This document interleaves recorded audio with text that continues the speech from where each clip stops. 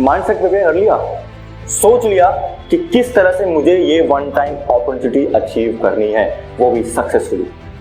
ये तो नहीं सोचा कि मुझसे होगा नहीं या मैं कर नहीं पाऊंगा, ये नहीं सोचना, बल्कि ये सोचना है कि मैं कर सकता हूं, मैं करूंगा। खड़े होना है और अपने अंदर डेडिकेशन लाना है। भैया एक बार बोर्ड एग्जामिनेशन आया है, जान लगा दो, ठीक है। अभी तक हैशटैग बोर्ड स्ट्रैटेजी में मैं आपको बता चुका हूं किस तरह से आपको अपना माइंडसेट रखना है। अब बात करते हैं प्लानिंग की, कि जो 4 महीने आपके पास हैं, नवंबर, दिसंबर, जनवरी, फरवरी, इन 4 महीनों को आपको किस तरह से यूटिलाइज करना है। देखो, अगर मैं बोलूं आपको, आप अपने दिमाग को खुला छोड़ दोगे, दिमाग में 100 तरह की चीजें आएंगी, लेकिन वहीं अगर आपने अपने माइंड के लिए डेफिनेट पाथ क्रिएट कर दिया तो आपका दिमाग सिर्फ और सिर्फ उसी डायरेक्शन में जाएगा, उसको 100 जगह भटकने की जरूरत नहीं है। और जब आपका दिमाग किसी एक पर्टिकुलर डायरेक्शन में चलता है, आप अपना बेस्ट देते हो। That's why it is very important कि आप अपने एक्शंस को प्लान करो, वरना तो दिमाग कहीं भटकेगा ना। सिर्फ करे जा रहे हो, ये नहीं पता किस डायरेक्शन में करना है, क्या करना है, कैसे करना है, नहीं हो पाता। प्लानिंग बहुत इंपॉर्टेंट रोल प्ले करती है आपके बोर्ड एग्जामिनेशन की प्रिपरेशन में, क्योंकि प्लानिंग आपको डायरेक्शन देती है, आपके थॉट्स को, आपको, कि भाई साहब मुझे इस डायरेक्शन में अपनी जान लगानी है। तो आज मैं बात करने वाला हूं कि किस तरह से आपको प्लानिंग करनी है, किस तरह से मैंने किया, क्या वो की फैक्टर्स थे, ठीक है। बात करते हैं सबसे पहले अभी, ठीक है। मैंने पूरा बोर्ड पे लिख रखा है, सारी की सारी चीजें, एक एक पॉइंट समझाऊंगा, माइन्यूट से माइन्यूट चीजें समझाऊंगा, और ये बहुत ज्यादा यूजफुल रहेगी क्लास 10th और क्लास 12th दोनों क्लास के स्टूडेंट्स के लिए, ठीक है। अभी बात करते हैं सबसे पहले, S7 हो चुका है सितंबर में। S7 में बेसिकली क्या है, आपका अप्रॉक्सीमेट 50 to 60% सिलेबस कवर कर दिया जाता है, मोस्टली 60% ही होता है, ठीक है, सितंबर तक। वही इस बार तो क्लासेस लगी नहीं, क्या हुआ, लेकिन आपका सिलेबस भी तो 70% रिड्यूस कर दिया गया ना। उसके अकॉर्डिंग मोस्टली शायद एग्जाम, कई स्कूल्स में एग्जाम हुए, कई स्कूल में एग्जाम नहीं हुए, ठीक है।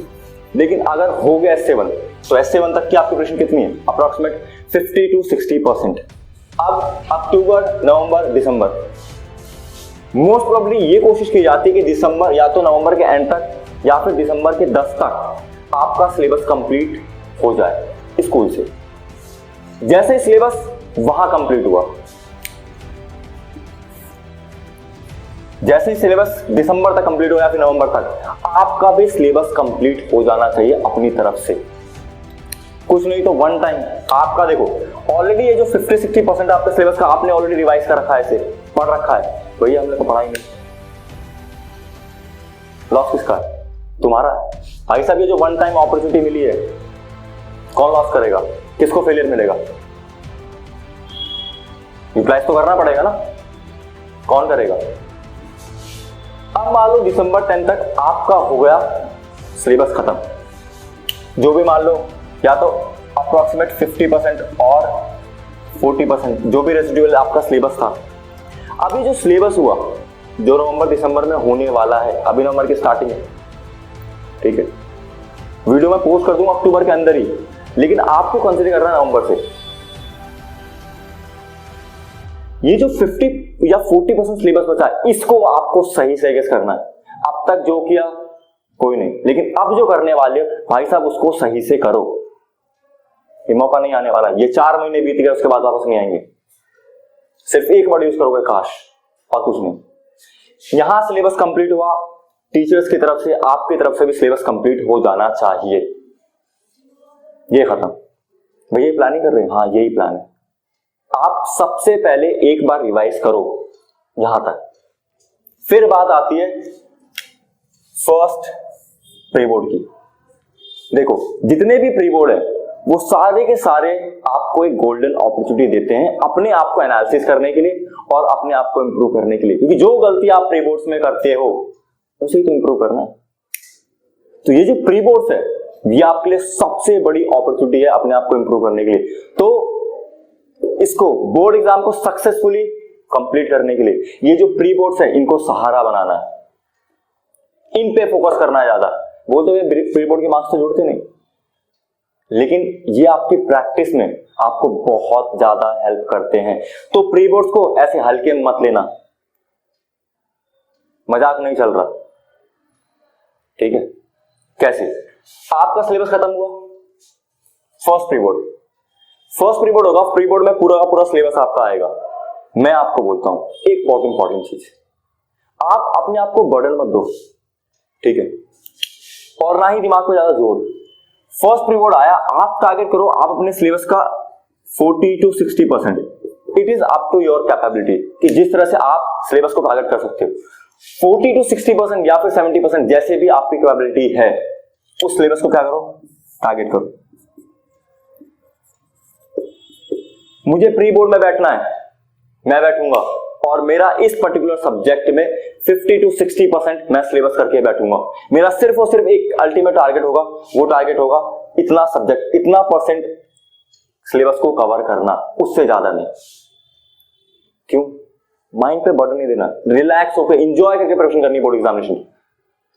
हाँ, अब बात आती है उन बच्चों की जो बच्चे शुरू से पढ़ रहे हैं डेडिकेशन के साथ, उनका तो ऑलरेडी 100% सिलेबस हो गया है, तो वो क्या करेंगे? वो बच्चे पूरे के पूरे 100% सिलेबस के साथ जाएं, आपकी प्रिपरेशन के लिए बेस्ट होगा। बात होती है उन बच्चों की जो बच्चे अभी तक सही से पढ़ नहीं पा रहे, ध्यान नहीं दिया उन्होंने सही से। क्या करना है? फर्स्ट प्री बोर्ड को टारगेट करो 40 to 60%, या फिर जो बच्चे ने ऑलरेडी पूरा कर रखा वो 100% टारगेट कर लिया, पेपर दो। पेपर रिजल्ट आया, आपको ये देखना है कि जितना भी परसेंट आपने सिलेबस अटेम्प्ट जितना किया, उसमें से आपका रिजल्ट कितना आया। क्या जो आपने 60% अटेम्प्ट किया पेपर को, क्या उस 60% में से आप 100% मार्क्स गेन कर रहे हो या नहीं, आपको वो चेकआउट करना है। गलतियां फाइंड आउट करो, उसके बाद उन गलतियों पे काम करो। ये तो पढ़ा था मैंने, ये में से ये क्वेश्चन कैसे गलत हो सकता है? दोबारा चैप्टर को पढ़ो, दोबारा उस सिलेबस को करो। अब फर्स्ट प्री बोर्ड हो गया भैया, रिजल्ट आ गया, क्या क्या गलतियां थी उसको एनालिसिस कर लिया, अब उनको इंप्रूव कर लिया। कैसे करेंगे सब बताऊंगा। अभी यहां से प्लानिंग बता रहा हूं, किस तरह से प्लान करना है इस पूरे, एक माइंड मैप सेट करना अपने लिए।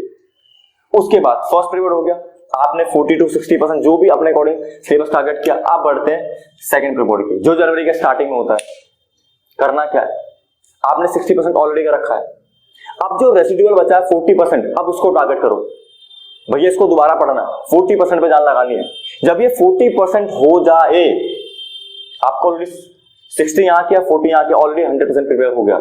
आप सेकंड प्री बोर्ड में बैठोगे प्रॉपर 100% के साथ। बैठे, एग्जाम दिया, रिजल्ट आया, एनालिसिस करो अब क्या गलती हुई मेरे से, क्या पूरा सिलेबस हो पाया नहीं हो पाया, क्या मैं 3 घंटे पेपर कर पाया नहीं कर पाया, क्या क्या गलती हुई, कौन से कॉन्सेप्ट मुझे याद थे, कौन सा भूल गया मैं। बोला ना, ये अपॉर्चुनिटी, गोल्डन अपॉर्चुनिटी, जहां आप अपने आप को एनालिसिस करते हो और इंप्रूव करने का प्रॉपर चांस रहता है। इसलिए इन प्री बोर्ड्स को हल्के में नहीं लेना आपको। सेकंड प्री बोर्ड हो गया, भैया यहां से जो गलतियां थी उसको इंप्रूव किया। अब आता है थर्ड प्री बोर्ड। कई स्कूल्स में होते भी है फाइनल प्री बोर्ड, कई स्कूल में नहीं होता, ठीक है। नहीं होता तो कोई नहीं, आप सैंपल पेपर्स निकालो, प्रीवियस ईयर्स के पेपर्स निकालो, या जो लेटेस्ट पेपर्स है, जो मॉड्यूल चेंज हुआ है उन पेपर्स निकालो और खुद से प्रैक्टिस करो। अब आपने ऑलरेडी सेकंड प्री बोर्ड तक आपने 100% सिलेबस कवर कर लिया, अब फुल सिलेबस रिवाइज करना है with the step by step आपकी प्रिपरेशन हो रही है। क्या इस प्रोसेस से चलने से क्या आपके माइंड पे प्रेशर पड़ेगा? बिल्कुल नहीं, बिल्कुल नहीं पड़ने वाला। सेकंड क्वेश्चन हो गया, सेकंड प्री बोर्ड खत्म। अब थर्ड प्री बोर्ड हो रहा है, अच्छी बात है, नहीं हो रहा हम खुद से करेंगे, कोई जरूरत नहीं है हमें, हम खुद से कर लेंगे। फाइनल प्री बोर्ड में फुल सिलेबस रिवाइज, पूरा का पूरा सिलेबस रिवाइज, दोबारा बैठा कर रहे हैं। गलतियां होंगी उनको फाइंड आउट करो, गलतियों पर मेहनत करो और इंप्रूव करो। पूरा का पूरा फरवरी पीरियड आपके लिए खाली रहता है। बस आप अगर प्रैक्टिकल होंगे तो प्रैक्टिकल हो भी सकता है। आई डोंट नो कि इस बार क्या सिचुएशन होगी, अगर होगा तो आई विल टेल यू, ठीक है, कि इस बार एग्जाम्स कब होंगे, क्या मार्च में एग्जाम होंगे, क्योंकि सिचुएशन का किसी को नहीं पता। लेकिन हम अपनी प्रिपरेशन तो रख के पूरी, फ्यूचर इज अनसर्टेन, बट हम एक प्लानिंग तो कर सकते हैं। ये पूरा का पूरा फरवरी महीना आपके पास रहेगा। जो गलतियां आपने की जो गलतियां आपसे हुई उन गलतियों पर मेहनत करने के लिए सफिशिएंट टाइम है भाई, जान लगाओ, वापस नहीं आने वाला। यहां तक अगर इस प्रोसेस से आप चलते हो तो बहुत बेस्ट प्रिपरेशन हो जाएगी। देख लो ना, 3 बार तो रिवीजन हो गया आपसे, और इतना रिवाइज करोगे तो कैसे नहीं आएगा। इंपॉर्टेंट ये कि प्लान तो करो। ये एक सजेस्टिव प्लानिंग थी, ठीक, आपको जैसा लगे उस अकॉर्डिंग आप अपने प्लान करो। ये मैंने फॉलो किया, ये टारगेट सेट किया कि भाई साहब ये टारगेट है मेरा, 60% प्री बोर्ड में चेक करना है मुझे, मैंने 60% चेक किया, फिर मैं 40% के साथ किया, देन कंपाइल किया 100%, आउटपुट निकलेगा। आप ये मत देखो प्री बोर्ड में मार्क्स कितने आ रहे हैं, ये देखो अटेम्प्ट कितना किया उसके अकॉर्डिंग मार्क्स कितना आया। ये इंपॉर्टेंट है भाई साहब, मार्क्स मैटर करेंगे फाइनल एग्जाम के, लेकिन ये जो प्री बोर्ड है ये आपको मजबूती देंगे, आपको इंप्रूव करने में हेल्प करेंगे। तो इन प्री बोर्ड्स को टारगेट करना, ये छोटे छोटे गोल सेट करने, ठीक है। बस यही थी प्लानिंग। और भी डिटेल में क्या स्टडी मटेरियल होना चाहिए, किन स्टडी मटेरियल से हमें पढ़ना है, क्या हमें एनसीईआरटी को प्रेफरेंस देनी है, क्या हमें या फिर रेफरेंस बुक को हमें प्रेफरेंस देनी है, ठीक है, वो सब बताऊंगा आगे आने वाली वीडियो में। सबसे पहले ये पूरी की पूरी एक प्लानिंग होनी चाहिए, एक ओवरव्यू होना चाहिए आपकी प्लानिंग का कि भाई साहब इसी रोड मैप में चलना है। प्री बोर्ड्स को टारगेट करो, बहुत इंपॉर्टेंट है, कांस्टेंट रिवीजन होता रहेगा आपका। होप ये सारे के सारे अवेलेबल पॉइंट आपके लिए बहुत ज़्यादा हेल्पफुल रहे होंगे। Thank you so much.